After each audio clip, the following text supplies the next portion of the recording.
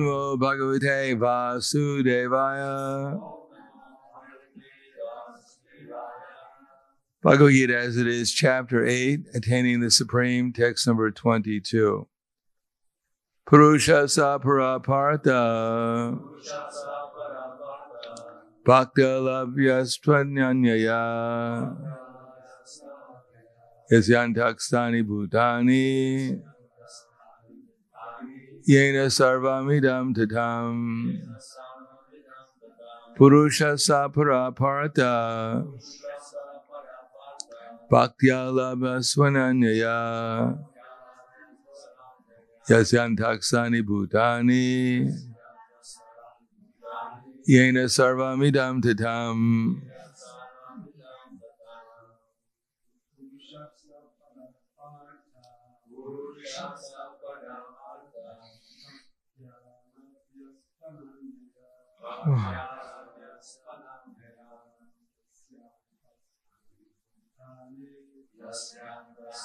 Bhutani Sarvamidam Tatam. Purusha Sapara Partha Bhakti Lava Swananyaya Yasyantakstani Bhutani Yena Sarvamidam Tatam. Dami. Purusha Sapara Partha Bhakti Lava Swananyaya Yasyantakstani Bhutani Yena Sarvamidam Tatam. Purusha Sapara Partha Bhakti Lava Swananyaya Yasyantakstani Bhutani Yena Sarvamidam Tatam. Purusha, the Supreme Personality. Sa, He. Para, the Supreme, than whom no one is greater. Partha, Asanaprita. Bhaktya, by devotional service. Labdya, can be achieved. To, but. Ananyaya, unalloyed, undeviating. Yasya, whom. Antakstani, within. Bhutani, all of this material manifestation. Yena, by whom. Sarvam, all. Idam, whatever we can see. Tatam is pervaded. Translation and purport by His Divine Grace, A.C. Bhaktivedanta Swami Srila Prabhupada. Supreme Personality of Godhead is greater than all, is obtainable by unalloyed devotion. Although He is present in His abode, He is all-pervading, and everything is situated within Him. Purport. It is here clearly stated that the supreme destination, for which there is no return, is the abode of Krishna, the Supreme Person. The Brahma Samhita describes the supreme abode as Ananda Chinmaya Rasa, a place where everything is full of spiritual bliss. All the variegatedness manifests there as of the quality of spiritual bliss. Nothing there is material. That variegatedness is expanded as the spiritual expansion of the Supreme Godhead Himself, for the manifestation there is totally of the spiritual energy. As explained in chapter 7, as far as this material world is concerned, although the Lord is always in His supreme abode, He is nonetheless all-pervading by His material energy. So, by His spiritual and material energies, He is present everywhere, both in the material and in the spiritual universes. Yasantakstani means that everything is maintained within Him, within either His spiritual or material energy. The Lord is all-pervading by these two energies. To enter Krishna's supreme abode, or the innumerable Vaikuntha planets, is possible only by bhakti, devotional service, as clearly indicated here by the word bhaktya. No other process can help one obtain that supreme abode. The Vedas, Gopal Tapani Upanishad, also describe the supreme abode and the supreme personality of Godhead. Ekos Vasi Sarvaga Krishna. In that abode, there is only one supreme personality of Godhead, whose name is Krishna. He is a supreme merciful deity, and although situated there as one, he has expanded himself into millions and millions of plenary expansions. The Vedas compare the Lord to a tree standing still, yet bearing many varieties of fruits, flowers, and changing leaves. The plenary expansions of the Lord who provide over the Vaikuntha planets are four-armed, and they are known as by a variety of names: Purushottam, Trivikrama, Keshava, Madhava, Aniruddha, Rishikesh, Sankarshan, Pradumya, Sridhar, Vasudev, Damodar, Janardhan, Narayan, Vamana, Padmanabha, etc. The Brahma Samhita 537 also confirms that although the Lord is always in the supreme abode, Goloka Vrindavan, he is all-pervading, so that everything is going on nicely. Goloka eva nivisatya kilatma bhutaha. As stated in the Vedas, Svetasupatana Upanishad 6.8, Parasya Shaktira Vividaiva Shriyate Swabhavaki Jnana Bala Kriyacha. His energies are so expansive that they systematically conduct everything in the cosmic manifestation without a flaw, although the Supreme Lord is far, far away. Purusha sapara parta bhakti-alabha swananyaya isantakstani bhutani yena sarvamidam dadam. Supreme Personality of Godhead is greater than all, is obtainable by unalloyed devotion. Although he is present in his abode, he is all-pervading, and everything is situated within him. Namo Vishnu Viraya Krishna Prasthaya Bhutale Srimate Bhaktivedanta Swami Tinamane Namaste Saraswatam Deve Gauravani Pacharane Nirvishesha Shunyavadi Paskyatyade Satarane. Here Krishna is mentioning about his abode in the spiritual world, or his abodes, where there's Janardhan, Trivikram, Purushottam, Padmanabha, etc. Now we're hardly conscious of Krishna here.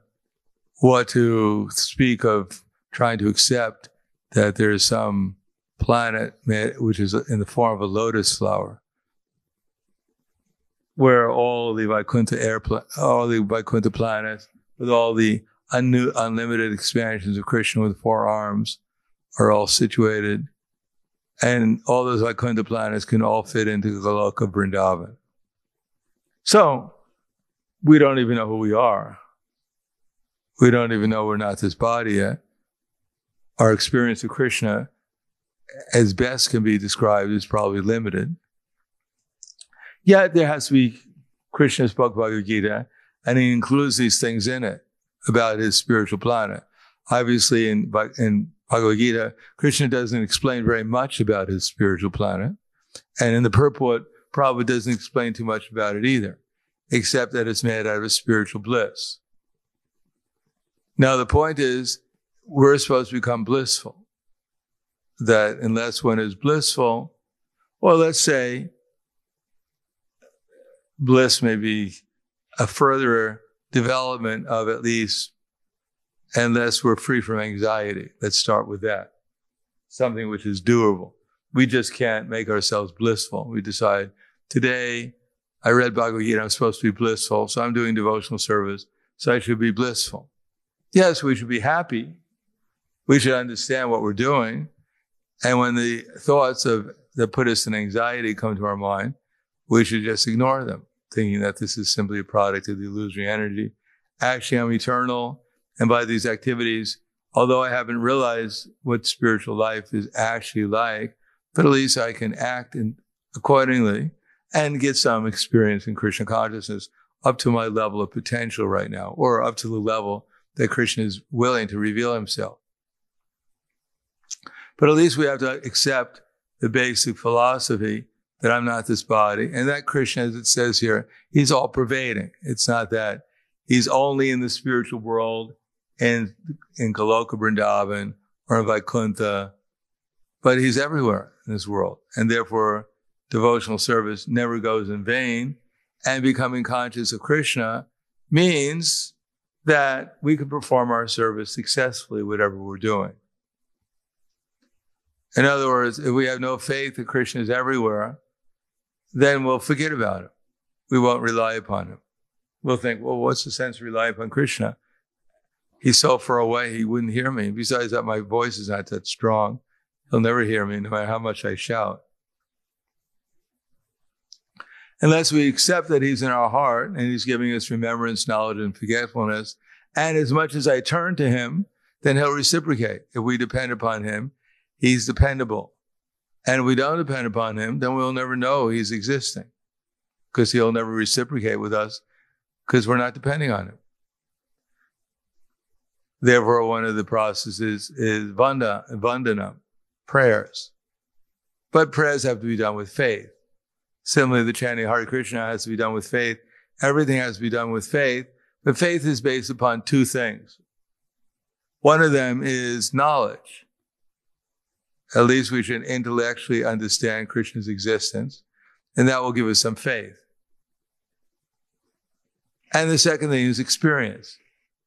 That is, if we understand things properly and then know what to do in order to please Krishna, we know what his mission is, we know what he wants us to do, and we do it in order to please him, and he reciprocates, then our faith develops. Because if you keep on doing the same thing over and over again and you never get any result, then after a while, unless you realize you're doing the wrong thing, or you'll just go mad. In other words, one of the definitions of madness is to continuously do the same thing and get the same result and think that next time I'm going to get a different result. That's material existence. Everyone's doing punak punascharvata charvananam. Everyone's doing the same thing and getting the same result, and they're thinking this time is going to be different. So on the other hand, our process is, first of all, develop some vision. And as we develop some vision of what's actually going on, not according to our imagination, because we already have that vision. But unfortunately, that vision, our imaginary vision, a reality, which is not, we can't give ourselves too much credit for creating it. It's a gift of the illusory energy. Illusory energy is kindly giving us a vision, which we're taking credit for, which is another part of our ignorance. But according to the modes of nature we're situated on, we've been put into a body, conditioned by the material energy, and along with that conditioning, we're given a certain conception of life. It's not completely wrong, it's just incomplete. And because it's incomplete, therefore we're working blindly, hoping to get the best results, but blind. Now, Krishna Bhagavad Gita begins with trying to explain to us that we're not this body, that we're eternal. So, generally speaking, we should take that seriously. So it's not something, well, all right, I read the Bhagavad Gita, I've gone on to that verse. What's next? Well, the next thing is to go back and read it and take it seriously. Because unless we take it seriously, then we'll simply remain on the material platform.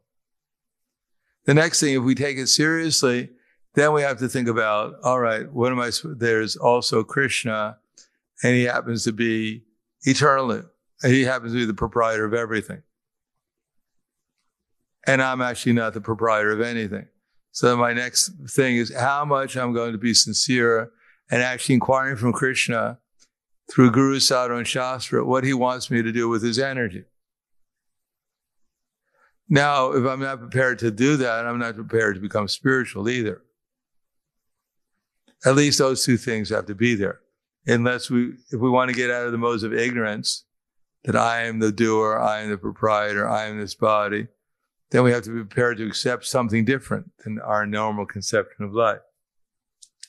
Unless we come to the conclusion, since I'm not the proprietor, now I have to actually sincerely find out what Krishna wants me to do.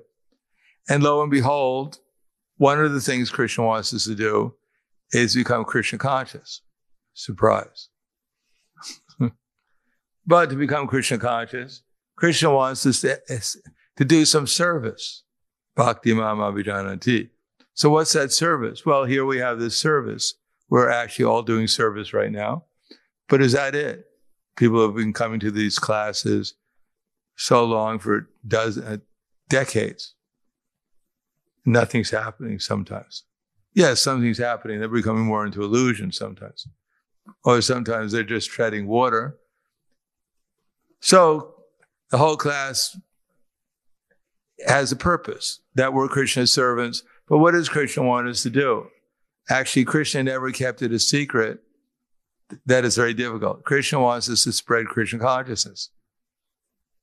Surprise.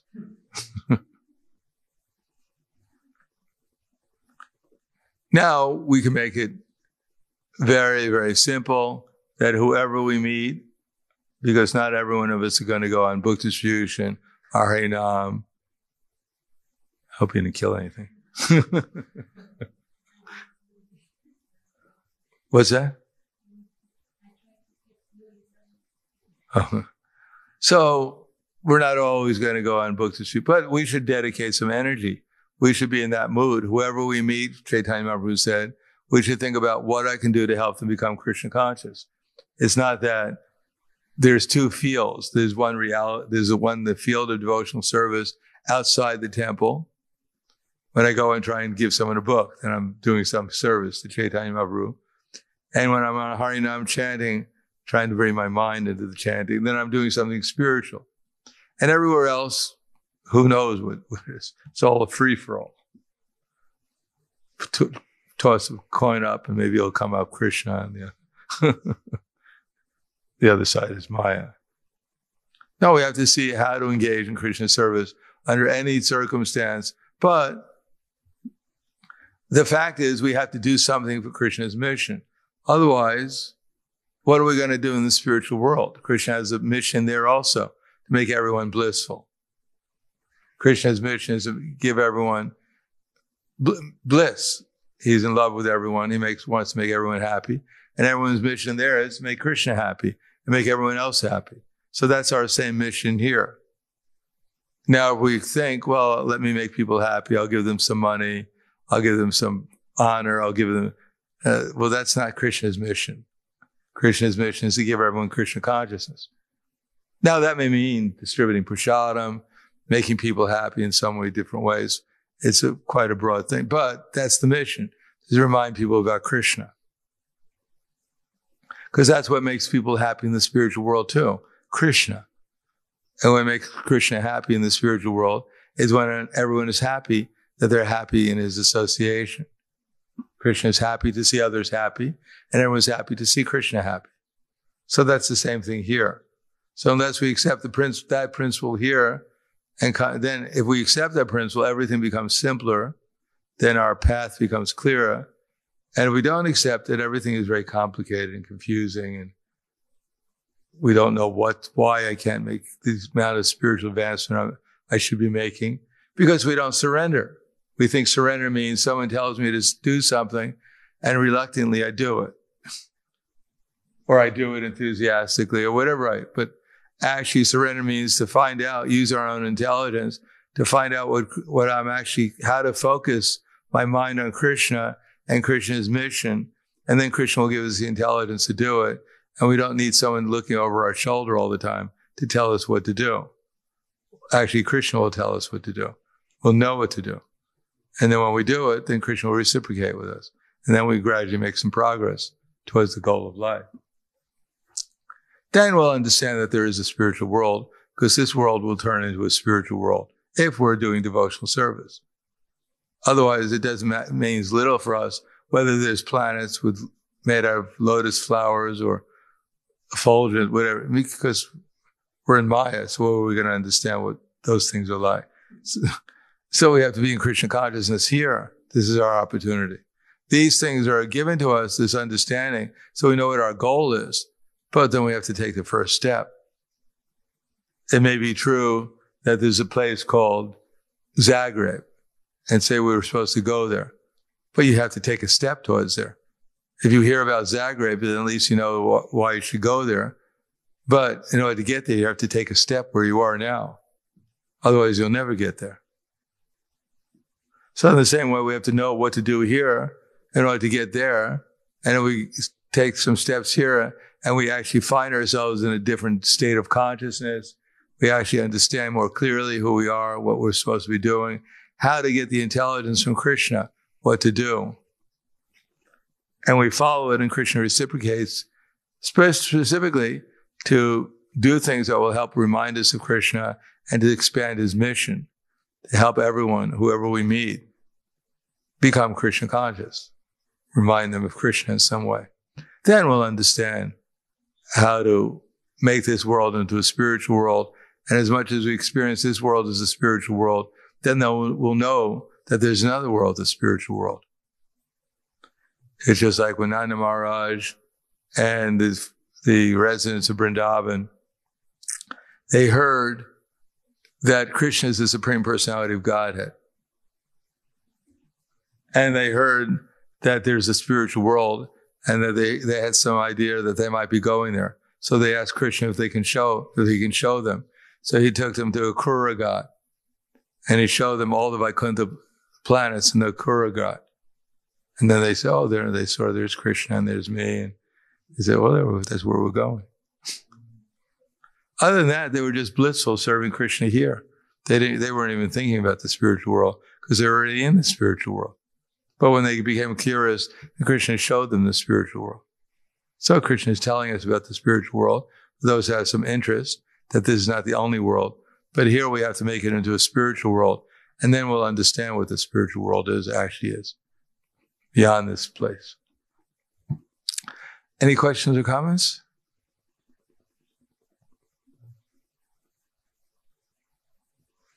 Yes.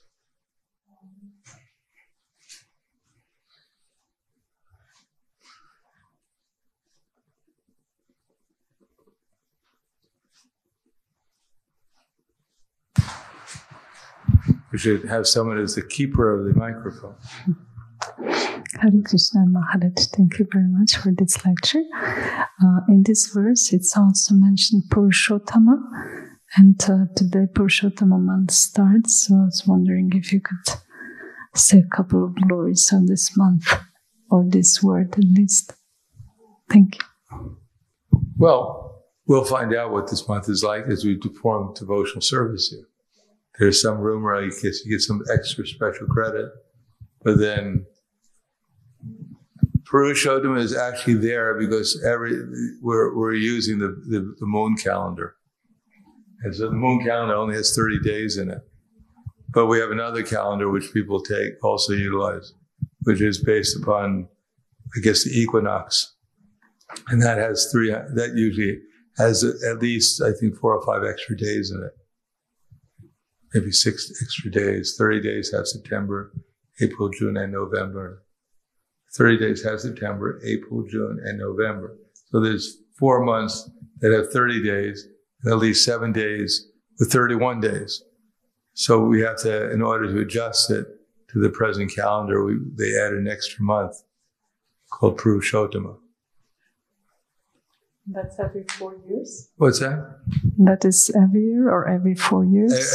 Every 3 years. Every 3 years. So 3 times 7 is 21. So it makes up for the extra month. So that's basically it. And as usual, there's some story behind it. If you go into they had this book called Kadasi. It tells you all the credit you get from following this Kadasi or that Kadasi. Karma Kanda. It's actually part of the Karma Kanda. Because otherwise people don't do anything unless they think they're going to get some material credit for it, or some credit. So this may have some special spiritual value this month, but actually it's it's serving the Sankirtan movement, doing our sadhana better, spreading Krishna consciousness more seriously. This is what actually has the potency. not just living it through another month, called Purushottama. And you experience that your rounds are better in this month, then that's nice. You can chant your rounds. If you can't chant your rounds better in this month, then where's the spiritual potency? In other words, our whole basis practically of our spiritual advancement is offenselessly chanting Hare Krishna. And if we can't offenselessly chant Hare Krishna, our spiritual advancement is going to be minimal. Of course, we can improve our relationship with the devotees. We can worship the deities more sincerely. But eventually it's going to show up in how much offenselessly we're chanting the holy name, because that's the process in this age. So let me know at the end of the month if this was a powerful month for chanting your japa. And then if it is, that will be the value of this special month. In any case, you'll be offering some candles, so you have a little extra service to do. Other than that, I don't know. The only difference with this month I know is that there's no holiday in this month. It's because it's an extra month. Only Ekadasi is observed. There's no other festival. And the next month, I guess, is Kartik. And there's some special glorification, some special services and vows taken. And there is specifically in the Nectar of Devotion, glorifying the month of Kartik. But there's nothing in Nectar of Devotion glorifying Purushottama month. I received one newsletter and it says that one is supposed to offer 33 candles per day. So I was wondering, what's the significance of this number? Maybe whoever put out the newsletter is selling candles. ISKCON's got a new factory. The real thing is how much we focus our attention on Krishna and give our love to Him. Unless we're doing that, these things are just, it's kind of, what does it have to do with? If it helps you focus your mind on the Krishna and give your love to Him, then it has some value. Otherwise, we don't understand it. We're just offering a candle, 10 candles, 100 candles. What's the difference? Yeah, because some practices, some rituals, like you just do, but you blindly follow. You don't really understand the significance. Like everything we're doing is smart. 4, 2, 3, 7, or 33. There are some standards in deity worship. So the focus your attention, because otherwise people just go wild. They're so creative. Wind-ups. Therefore, some standards so people can control their minds and do what they're supposed to do, which is focus on the deity or on the pure devotee, not just put on a big show of how wonderful they are. And then everyone's focusing. Wow, look at him. They're focusing all the attention on the person doing the arti rather than the person they're doing the arti to. So we have some rules and regulations, but otherwise 33 candles, I don't know. You have to ask the person who sent out the newsletter. I have no idea. I'm just hoping to remember Krishna somehow or another. Okay. Thank you so much. Yes.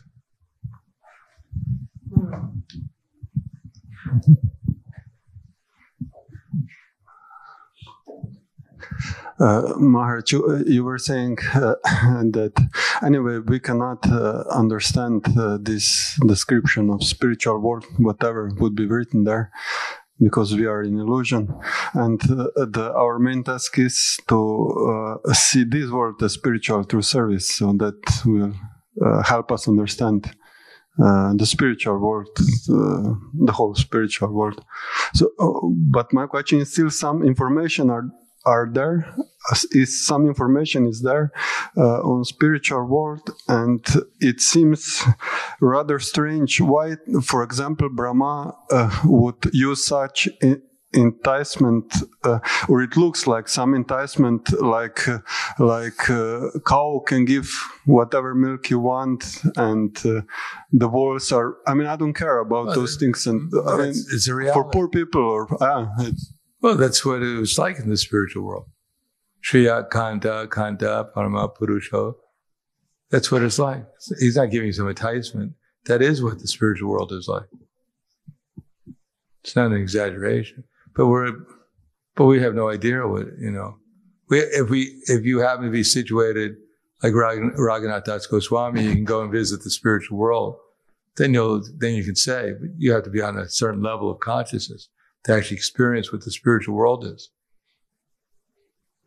You have to be spiritual to experience the spiritual world. You can't have any material conception and know what the spiritual world actually is. But we can get some glimpse. Whenever we chant Hare Krishna, we get some taste. Because Krishna is, we experience Krishna, then we're experiencing the spiritual world. Because wherever Krishna is, that's the spiritual world. So as much as we offenselessly chant the Hare Krishna mantra, to that extent, we experience what the spiritual world is. This world is also part of the spiritual world. But because where our consciousness is covered by illusion, we think it's some other world. But for example, why Brahma didn't tell something which would